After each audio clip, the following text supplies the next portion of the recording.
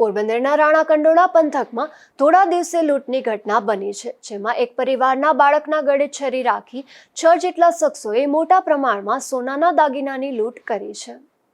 પોરબંદરમાં છેલ્લા થોડા સમયથી કાયદો વ્યવસ્થાની સ્થિતિ કથળી છે। ગેંગરેપ, રેપ અને બાદમાં થોડા દિવસે લૂંટની ઘટના બની છે, જેમાં પ્રાપ્ત વિગત મુજબ રાણા કંડોળા ગામના ધાર વિસ્તારમાં કરશનભાઈ નંદાણીયા નામના ખેડૂતની વાડીના રહેણાંક મકાનમાં 5 થી 6 જેટલા શખ્સો કાર લઈને આવ્યા હતા અને પાણી પીવાના બહાને ઘૂસી ગયા હતા। ત્યારબાદ આ પરિવારના નાના બાળકના ગળે છરી મૂકી ઘરના લોકોને બાંધી મોઢે મૂંગો દઈ અને ફિલ્મી ઢબે ઘરમાંથી આશરે 25 તોલા જેટલા સોનાના દાગીના અને રૂપિયા 1 લાખ જેટલી રોકડની ખુલ્લી લૂંટ ચલાવી હતી। રમેશભાઈ નંદાણી અમે વાડી રહીએ છીએ। 2:45 વાગે 6 લોકો આવ્યા હતા। બાપાને બહાર પાડી નાખ્યા અને અંદર ઘૂસી ગયા ઘરમાં અને અમે 2 લેડીઝ ઘરે હતા। એમને મૂંગો દઈ અને પટ્ટી બાંધીને હાથ બાંધી દીધા।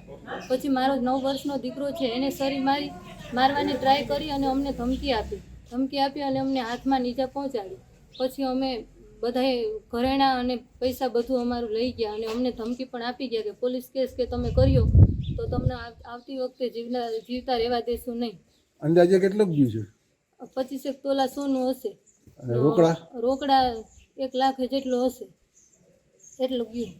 બસ આ ઘટના બનતા જ પોરબંદરની લોકલ ક્રાઇમ બ્રાન્ચના પીઆઈ કામરિયા સહિતની ટીમ તેમજ રાણાવાવ પોલીસ મથકના પીએસઆઈ નેના તળાવિયા સહિતની ટીમ તુરંત જ ઘટના સ્થળે દોડી ગઈ હતી અને બનાવની વિગત મેળવી લૂંટારાઓની શોધખોળ શરૂ કરી દીધી હતી।